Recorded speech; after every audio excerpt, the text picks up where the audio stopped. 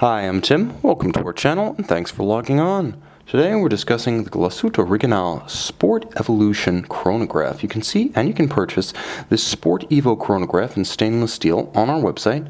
Subscribe to our YouTube channel if you enjoy these videos, and please click on the card in the upper right hand corner of the screen at any time during this video to see our full sales listing for this watch with additional accessories included in the sale, high resolution images for your desktop, and naturally complete pricing details for this Geo Sport Evolution chronograph. Now the Sport Evo series was made from the early mid-2000s through the late 2000s. They had a short run, but in its brief stab at sports watch manufacturer Glashutte Original of Saxony did a great job building watches that were distinctively Geo and still perfectly functional as sports watches in that they were clear, rugged, and reliable. These are watches that look great. They still look new today. They haven't aged as have so many oversized and overwrought sports watches of the mid-2000s, and it might be because they had a reserved Teutonic style and sensibility about them. You can certainly see that in evidence on my 16 cm circumference wrist.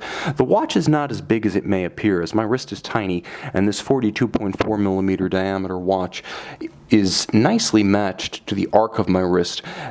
Big, but not overwhelming because of the tightly curved lugs. It's only 51.6mm across my wrist, which makes it quite wearable. It's imposing, but it's not a bully. It's also not terribly thick, 14.7mm with a generously sloped conical bezel. It will slide underneath a sport jacket, a blazer, or a suit jacket cuff. Now the watch has a nice regularly shaped caseback. As you can see, it has a little bit of camber to it. It's actually arced from side to side, so it traces the form of the wrist well. It also creates no pressure points or hot spots, and these lugs turn down dramatically as they exit the flank of the case, which helps to curve the watch around the wrist. The strap is rather rigid, and it does feature conforming end profiles to create a highly integrated and handsome aesthetic. Now sometimes this can create fit problems. I believe that the watch on this strap could be worn on a wrist as small as 15 cm in circumference with security.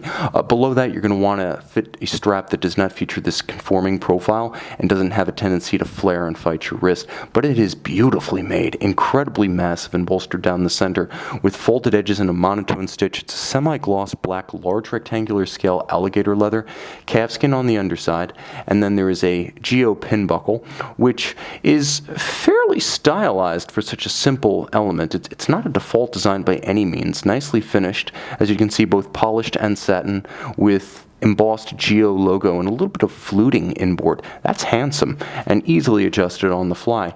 Now the case is understated. It's a simple satin finish along the flanks, but there is some nuance. As you can see, the satin finish on the flank runs longitudinally. The satin finish on the walls of the lugs runs vertically. There's a polished bevel that flares as it approaches the termination of the lug, and you can see that the lugs actually do taper. As they move away from the case, they do thin out for a little bit of grace.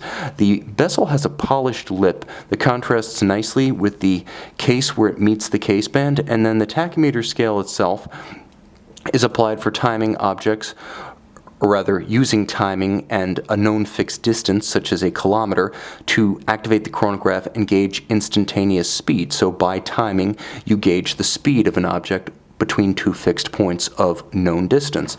The dial is nicely executed, first and foremost because it doesn't have a date. There are those who cannot reconcile a date on a luxury watch, and so for all of you who prefer to go without a date, this watch is right up your alley.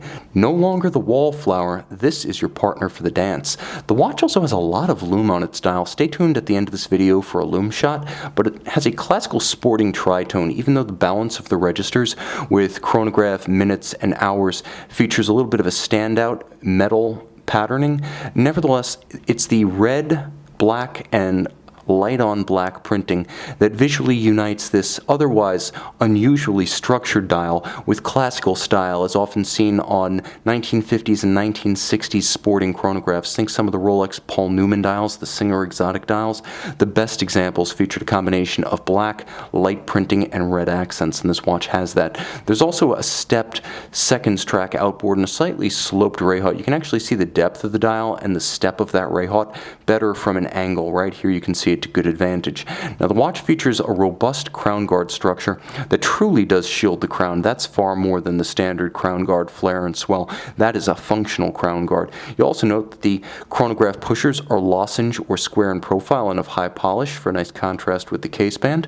The watch has a Solidly constructed caseback. It is not a screwed-in caseback. It's more interesting in its splayed spoke-style design, and again, the camber of the caseback is impressive for ergonomic purposes, as well as the fact that this shaped, somewhat arced, or arch-shaped sapphire nevertheless coexists with a 100-meter water resistance.